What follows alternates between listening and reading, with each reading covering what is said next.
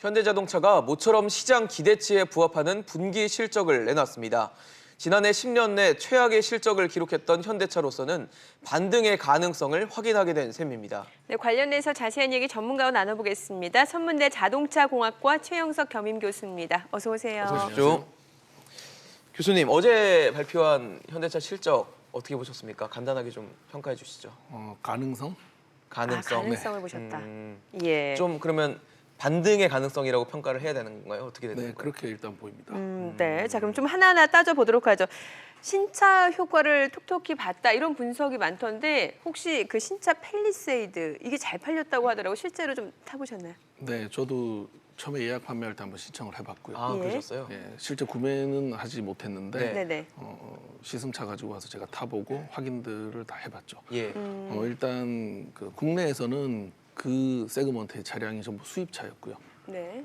대형 SUV. 네, 대형 SUV이기 때문에 소비자들이 선택할 수 있는 게 수입차밖에 없었는데 네. 이제 그 부분을 팰리세이드가 정확하게 공략을 해서 음. 내수 시장을 확대를 많이 했다라고 보이고 예. 가격 자체가 상당히 예상했던 것보다 합리적이었어요. 아. 그래서 가성비도 상당히 높아서 많은 인기를 아직도 끌고 있다고 보고 있습니다. 그러니까 신차 효과를 봤다라고 보시는 네. 거네요. 예. 신차 효과 중에는 또 제네시스, 그러니까 현대차의 상위 프리미엄 브랜드 제네시스의 G90 그러니까 네. 대형 세단도 판매량이 뭐 139%나 증가를 했다고 하는데 네. 흥행 이유가 뭘까요? 일단 그 부분에 대해서 상당히 좀 고무돼 있는데요. 네. 네. G90 저희가 이제 G90이라고 부르죠. 네. 세그먼트 자체가 가장 상위이고 품질, 특히 내장재 그리고 공간성을 봤을 때는 그 동급 수입차들 대비해서 상당한 품질과 안정성을 주고 있습니다. 그래서 수입차를 타실 분들 내지는 최고급 세그먼트를 필요하셨던 분들이 전부 G90으로 다 몰렸다. 일단 그렇게 볼 수 있죠. 네. 자, 그런데 이제 뭐 결과적으로 국내에서 판매량은 좋았는데 해외 시장, 특히 미국하고 중국에서는 여전히 판매가 감소하고 있다고 하는데 이게 전년 동기 대비로는 4.9% 줄었다라고 해요. 이거를 어떻게 봐야 될까요? 일단 전반적인 추세 중에서도 이제 중국 같은 경우에는 정치적 영향이 상당히 컸기 때문에 그리고 또 중국 제조사들의 성장도 있기 때문에 조금 전략을 바꿔야 될 필요가 있다라고 보고 있는 거고요. 미국 같은 경우에는 이미 수년 전부터 이제 SUV 시장으로 많이 바뀌었습니다. 네. 네. 그래서 현대차가 이제 그에 대한 준비가 늦었었기 때문에 네. 지금부터 나오는 차종들이 투입되게 되면은 좀 회복되지 않을까 이렇게 예상을 하고 있습니다. 예. 그럼 그동안 좀 소위 저희가 까먹었던 걸 네. 그동안 이제 회복해 나갈 네. 시기다라고 보시는 네, 거군요. 맞습니다. 그래서 아까 또 처음에 총평을 해주실 때 반등의 가능성을 또 표현하신 거고. 일단 1분기 선방했거든요. 근데 네. 문제는 사실 이제부터인 것 같아요. 뭐 선방했다고 뭐 잔치를 할 수는 없는 상황이니까. 근데 현대차가 올해 하반기에 이제 아까 교수님이 지적하셨던 미국 시장에 이 대형 SUV인 팰리세이드를 수출할 계획이라고 하는데 효과 볼까요? 가능성이 역시 있다고 생각을 하는 게요. 예. SUV 시장을 가지고 예전 소나타가 산타페가 처음 나왔을 산타페. 때 미국에서 상당히 많이 팔렸습니다. 네. 그래서 그에 대한 이제 학습 효과가 있기 때문에 비슷한 방식을 따라가지 않을까 하는 예상이 들고요. 또 차량 자체가 실내 공간성, 가격 그리고 이제 내장재 품질이라든지 첨단 기능들 이런 부분들이 상당히 앞서 있습니다. 특히 이제 저희가 봤을 때는 차의 본질적인 뭐 샤시, 네. 그다음 엔진 이런 부분도 중요하지만 요즘 차를 운전하시는 분들은 보조 장치들에 더 민감한 부분들이 편의성 이게 뭐 이런 것들 편의성으로 있죠. 다가오거든요. 네. 예. 특히 미국 같은 경우 이제 운전 보조 장치 같은 이런 장비들은 상당한 운전 편의성을 주고 또 안전에도 영향이 있기 때문에 네. 상당한 판매 효과가 있을 거라고 예상을 합니다. 네. 자, 그리고 제네시스 브랜드는 사실 그동안 세단만 계속해서 생산해 왔었는데 네. 최초로 SUV인 GB80도 출시 예정이라고 하는데 이 차는 경쟁력에 대해서 어떻게 생각해 보세요? 생각하실 수 있어요? 사실 이 차는 경쟁력보다는 도전의 도전, 상징이라고 예. 보는 게 맞고요. 첫 SUV이기 때문이죠. 첫 SUV의 이제 럭셔리인데 네. 풀 사이즈입니다. 풀사이즈인가요? 네, 그러면 이제 이 차가 팰리세이드랑 거의 비슷한 급의 네. 럭셔리로 좀더 고급화됐네요. 들어갔죠. 네, 고급화됐죠. 그러면 이제 G90 시장은 세단의 시장이 있었기 때문에 국내에서 잘 먹혔었는데 네네. 지금 요 럭셔리 풀 SUV 같은 경우에 국내 시장도 큰 편은 아니고요. 해외 나갔을 때도 이제 럭셔리 회사들과 경쟁해야 되기 때문에 과연 이 부분을 이제 어떻게 해결해 나갈지는 좀 관심 깊게 지켜볼 필요가 있습니다. 아직은 좀 지켜봐야 된다라는 네네. 입장이시네요. 그럼 말씀하신 대로 대형 SUV 시장도 사실 SUV 전체 포션에서 봤을 때는 크지가 않잖아요. 네네. 대형이라는 게. 근데 거기서 또 럭셔리이기 때문에 크지 않을 거라고 네네. 하시는 건데 만약에 미국 시장에 도전한다면 어떤 뭐 대항 상대가 있을까요? 경쟁 일단 상대가. 뭐 렉서스 LX라든지 네.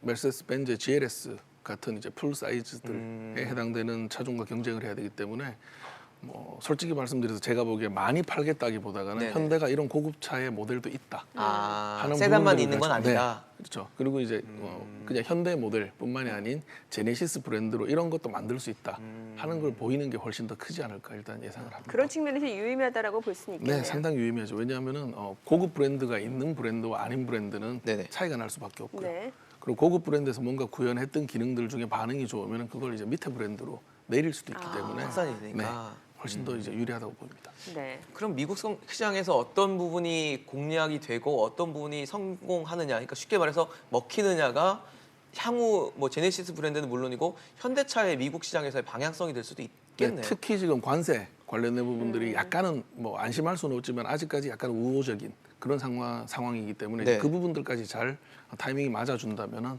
기대 이상의 효과를 낼 수 있다고 생각을 합니다. 네. 이번에 중국 시장으로 좀 눈을 돌려보겠습니다. 중국에서는 사실 아까 뭐 교수님도 정치적 이유라고 네네. 하셨는데 이 차이나 리스크, 특히 공장 가동 중단들이 막 발생을 하면서 문제가 현대차에는 굉장히 큰 리스크가 되고 있거든요. 현대차는 지금 뭐 친환경차 출시 또 원가 경쟁력을 높여서 중국 시장에서의 어떤 근본적인 체질 개선하겠다라는 건데 이게 돌파구가 될까요? 네, 일단 정치적인 이유 때문에 판매망이 좀 많이 망가진 건 사실이고요. 그렇기 네. 때문에 지금 국내에서 상당히 많은 전문 최전방에 있는 인력들이 지금 중국으로 투입이 됐거든요. 네. 아마 제가 보기에는 판매망에 대한 세팅을 다시 하고 재조정하고 뭐 보조금, 인센티브에 관련된 그런 마케팅 비용들을 다시 재조정하지 않을까 예상이 되고요. 네네. 그렇게 했을 경우에는 공장 같은 경우에는 일단 안 되면 빨리 우선적으로 철수를 하는 게 맞다고 보고요. 왜냐하면 시장에 맞게끔 다시 몸을 추스려서 시작을 해야 되지 벌려놓은 거 전부 다를 가지고 다 시키겠다는 거는 현실적으로 불가능하고요. 또 친환경 같은 경우에는 지금 중국이 전기차 보조금에 대해서 네. 주행거리가 일정 거리 미만인 건 지원하지 않는 형태로 진행이 되기 때문에 성능과 기술 그리고 가격을 가지고 있는 입장에서는 좀 유리한 부분이 있다라고 볼 수 있고요. 네. 또 수소차 같은 경우에도 중국 정부가 이제 수소차로 전환하는 네. 그런 태세를 보이고 있기 때문에 아마 얼마 전에 그 수소차가 일본을 들어갔거든요. 그것처럼 이제 중국도 진출할 수 있는 기회를 만들지 않을까 그렇게 예상을 합니다. 네. 근데 지금 아까 교수님 말씀으로는 공장이 잘 안 될 것 같으면 빨리 접는 것도 그렇죠. 방법일 수 예. 있다고 하셨는데 베이징 현대가 1공장은 가동 중단을 일단 선택을 했더라고요. 네. 그럼 이거는 굉장히 좋은 판단이었다고 볼 수 있는 건가요? 제가 생각하기에는 좀 더 빨리 조금 더 빨리. 조금 늦었다라고 네. 보시는 거군요. 왜냐하면은 방향을 정했을 때는 과감하게 비록 문제가 발생하더라도 그 다음 문제를 해결해 나가는 쪽으로 가야 되지 이 타이밍에 대해서 끌려다니면은 안 되지 않습니까? 네. 그래서 저희가 보기에는 이제 이런 공격적인 진행을 할 때는 시간을 우리 편으로 만드는 게 가장 유리하고 네. 이제 그런 관점에서 계획대로 진행을 하는 게 훨씬 더 유리하지 않을까 생각을 합니다. 네. 참 지금 시점이 완성차 업체한테는 굉장히 중요한 변혁기가 아닐까 싶어요. 특히나 뭐 전기차도 그렇고 인공지능, 수소차도 그렇고 큰 변혁기라고 좀 볼 수 있을 것 같은데 이 시점에서 현대 기아차가 정말 적절한 변화를 꾀하지 않으면은 자칫 잘못하면 정말 낙오자가 될 수도 있는 상황이라고 보여지거든요. 네. 예.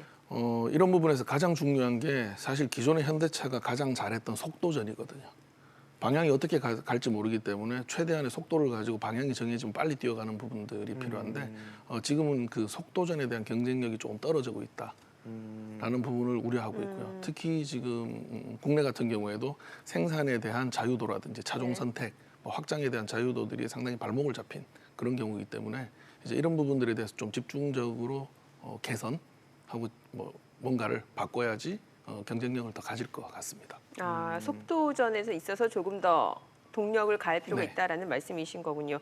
뭐 일단은 지금 현대차가 올해 제시한 목표 중에 2030년까지 수소차 50만 대가 있단 말이죠. 여기에 대해서 정부도 뭐 괴상한 인프라 구축을 계획을 하고 있는데 자 그렇다면 이 부분은 어떻습니까? 현대기아차 앞으로의 동력에 있어서 좀 긍정적인 영향을 미칠 수 있을 거라고 보세요. 50만 대 역시 상당히 목표 지향적이고 상징적인 의미가 있고요. 왜 그러냐면은 그 정도 생산하지 않으면은 단가 수익이 나오지 않기 때문에 그 정도 볼륨을 가겠다는 건데 현대자동차만이 50만 대 시장을 정말 혼자서 만들 수 있을지, 즉 이건 이제 현대가 50만 대 정도로 가려고 그러면 다른 제조사들도 들어와서 시장을 같이 넓혀야 되거든요.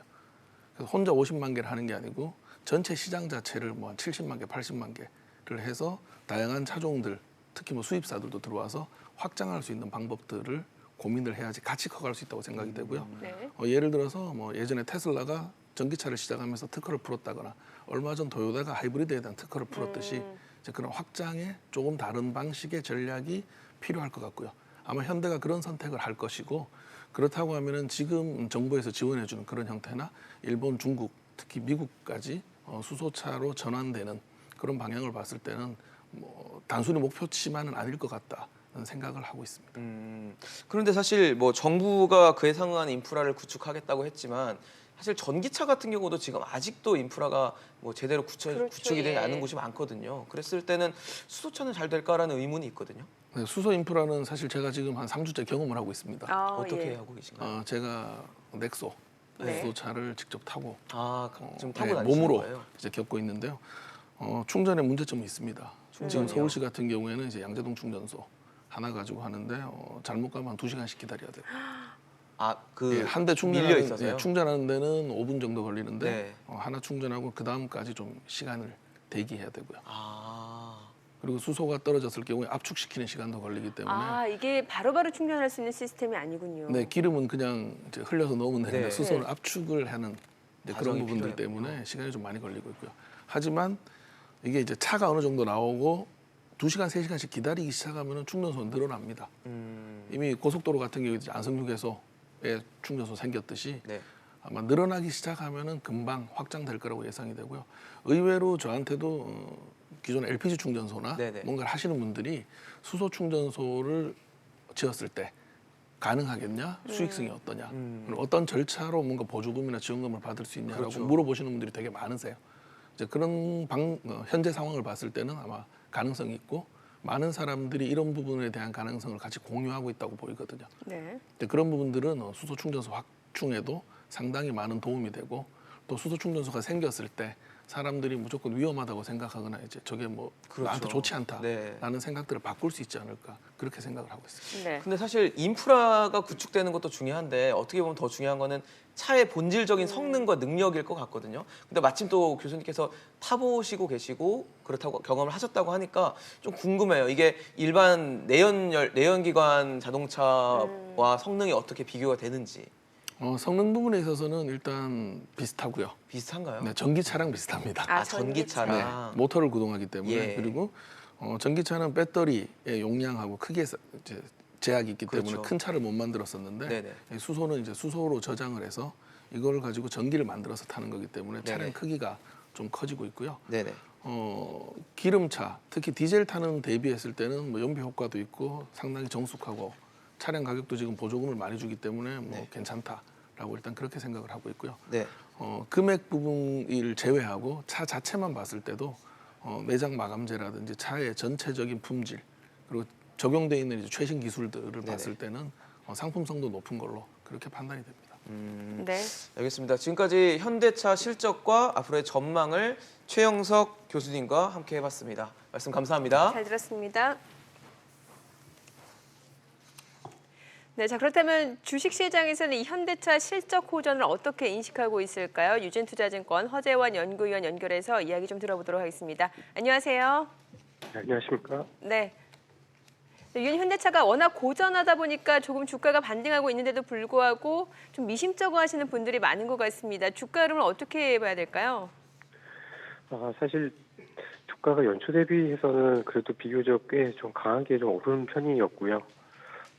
그러다 보니까 여전히 좀 불안하게 여기시는 분들이 많습니다만은 이번 1분기 실적들을 살펴보면 지난 수년 동안의 어떤 현대차의 어떤 부진에서 탈피하고 있다는 조짐들이 좀 명확해지고 있기 때문에 일단은 하반기까지는 좀 긍정적으로 볼 필요가 있다라고 저희는 좀 바라보고 있습니다. 네. 뉴욕 증시 같은 경우는 지금 좀 미끄러진 분위기인데 올해도 이 황소장이 이어질 수 있다고 좀 보십니까? 저는 강세의 흐름은 여전히 유효하다라고 판단을 좀 하고 있습니다. 네. 뭐 여러 가지 이유가 있겠습니다만은 뭐 지난해 어떤 그런 감세 효과에 따른 약간의 어떤 그 기저 효과는 있지만 다른 국가들에 비해서 여전히 미국의 연준 정책이라든가 미국의 재정 정책이 다른 국가들에 비해서는 훨씬 더 적극적이고 공격적이다라는 측면에서 기업들의 이익이 성장이 꾸준히 좀 이어질 수 있을 거다라고 좀 판단을 좀 하고 있고요. 특히 자사주 매입이라든가 이런 규모들은 작년보다 속도는 좀 주춤해질 수는 있지만 여전히 대규모의 어떤 자금 유입이 좀 가능한 만큼 미국 시장 자체에 대해서는 여전히 좀 긍정적인 시각으로 바라보려고 하고 있습니다. 네. 자, 그럼 우리 시장은 어떨까요? 사실 4월 들어서 오르긴 했습니다만 최근 들어서는 이제 상승 모멘텀이 다소 좀 부족한 모습으로 숨고르기가 이어지고 있지 않습니까? 앞으로 흐름에 대해서는 좀 기대감을 가져도 될까요? 단기적으로는 조금 쉬어갈 가능성이 좀 크다라고 네. 좀 판단을 하고 있습니다. 예. 사실 그 글로벌 경기가 하반기에 좀 좋아질 수 있다라는 기대감이 생기고 있기 때문에 저희 한국 주식시장도 나름대로는 좀 우상향하는 흐름으로 생각을 하고 있지만 다른 국가들에 비해서 이익이 개선이 되는 속도라든가 바닥을 치고 개선이 되는 어떤 징후가 다른 국가들에 비해서는 조금 미약한 측면들이 분명히 있다라고 좀 보여지고 있습니다. 예를 들면은 미국 같은 경우에는 지금까지 기업들 실적의 한 70에서 80% 이상이 예상치를 좀 상회하고 있는 반면에 어제 저희 한국 주식시장에서는 뭐 LG 디스플레이라든가 이런 실적이 사실은 좀 쇼크가 나오는 또는 예상했던 것보다 좀 더 부진한 기업들이 다 더 있다라는 측면에서 저희 한국 시장은 글로벌 시장 따라서 우상향하겠지만 따라가는 속도나 어떤 그런 흐름은 상대적으로 좀 약할 가능성이 좀 있다라고 보고 있습니다. 네, 어제 같은 경우는 원달러 환율이 1,150원을 돌파하면서 1년 9개월 만에 최고치를 기록했습니다. 이런 환율 상승세가 당분간 이어질까요? 일단은 앞서도 말씀드린 것처럼 오늘 아침에 나온 저희 한국의 GDP가 전분기 대비 마이너스가 났지 않습니까? 네, 그런 데서 알 수 있듯이 한국 대비 미국 예를 들면 또는 한국 대비 다른 국가들의 어떤 성장률에 있어서 차이가 저희가 좀 부진하다라는 어떤 그런 차이가 있다 보니까 원화의 상대적인 약세는 좀 더 이어질 가능성이 좀 있어 보입니다. 그렇지만 달러 인덱스 기준으로 지금 거의 98 가까이 좀 가 있는 상태에서 여기서 달러가 그렇다고 해서 굉장히 좀 강하게 강세를 가게 되면 미국 경기에도 부담을 느낄 수가 있기 때문에 전체적으로 하반기에는 달러 강세 속도는 좀 주춤할 걸로 예상을 좀 하고 있습니다. 그래서 저희는 상반기에는 한 1,160원대를 예상을 하고 있고요. 그렇지만 하반기에는 한 1,130원대로 다시 떨어질 가능성이 좀 큰 것으로 예상을 하고 있습니다.